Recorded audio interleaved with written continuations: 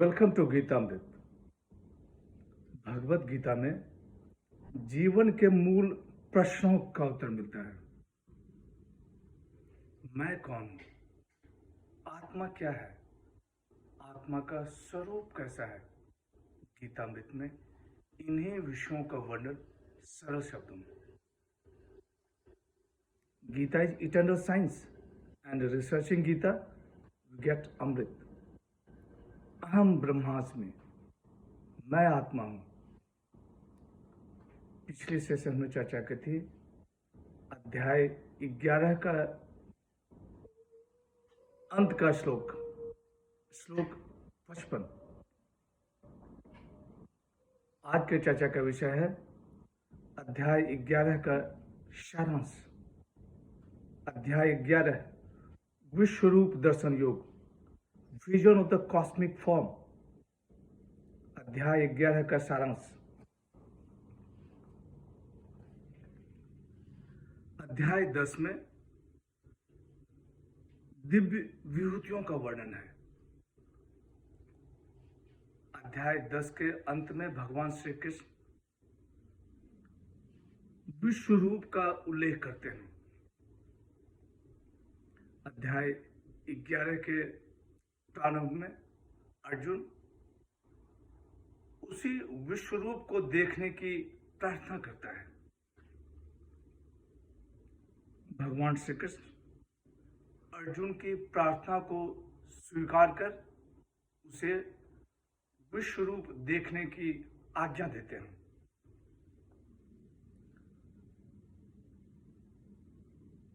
उसे आदित्यों, रुद्रों और अनेक देवताओं को देखने के लिए कहते हैं।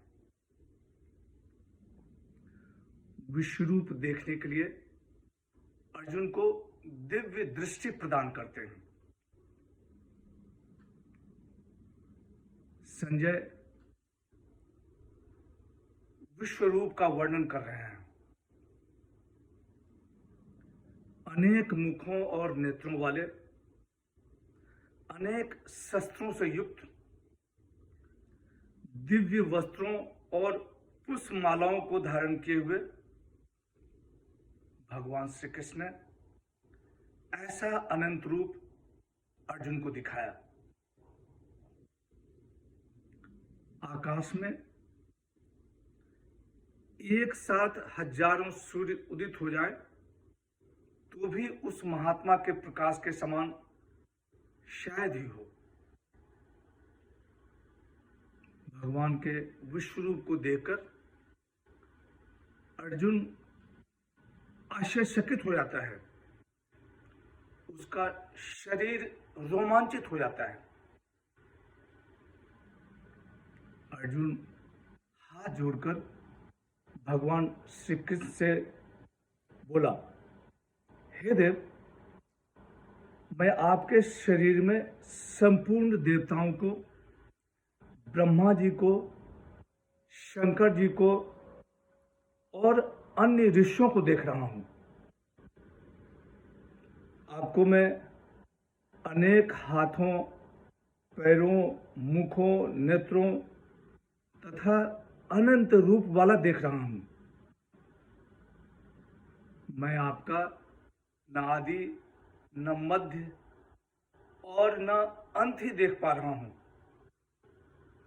आप ही जानने योग्य परम अक्षर हैं। आप ही संपूर्ण विश्व के परम आश्रय हैं।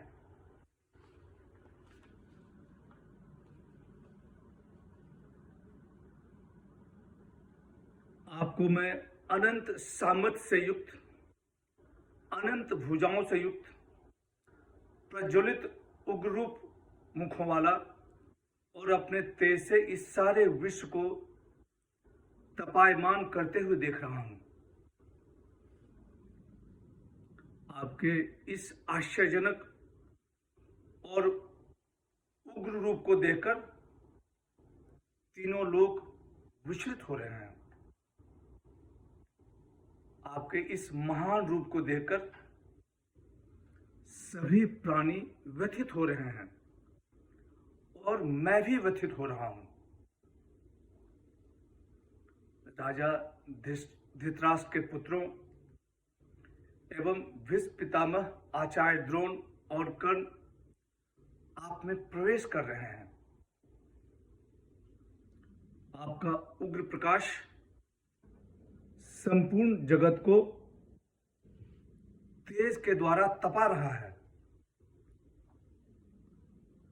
उग्र रूप वाले आप कौन हैं? मैं आपको तत्व से जानना चाहता हूं। भगवान श्री कृष्ण कहते हैं कि हे पार्थ, मैं संपूर्ण लोगों का नाश करने वाला काल हूं। मैं इन लोगों का नाश करने के लिए यहां आया हूं। तुम्हारे प्रतिपक्ष में जो योद्धा खड़े हैं वो तुम्हारे युद्ध के बिना ही नहीं रहेंगे,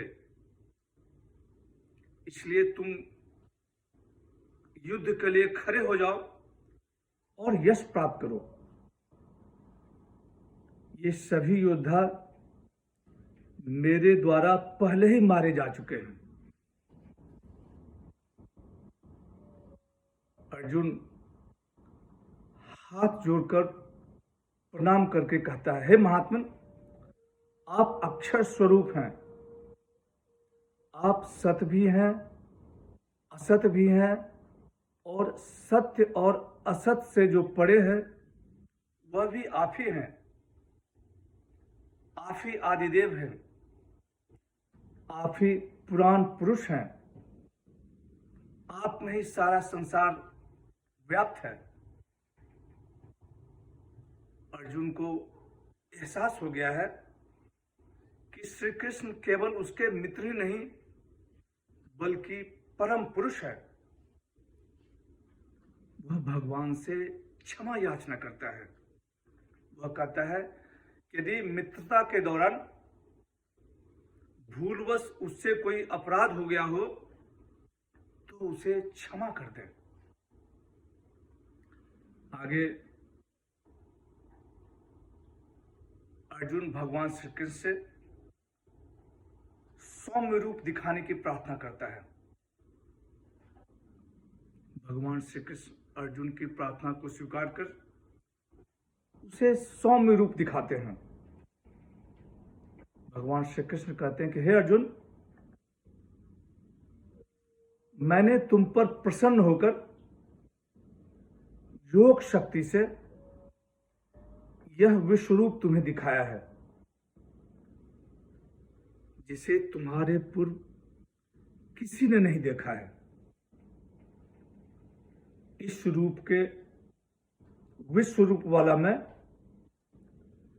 न वेदों से, न यज्ञ से, न दान से और न तप से ही देखा जा सकता हूं।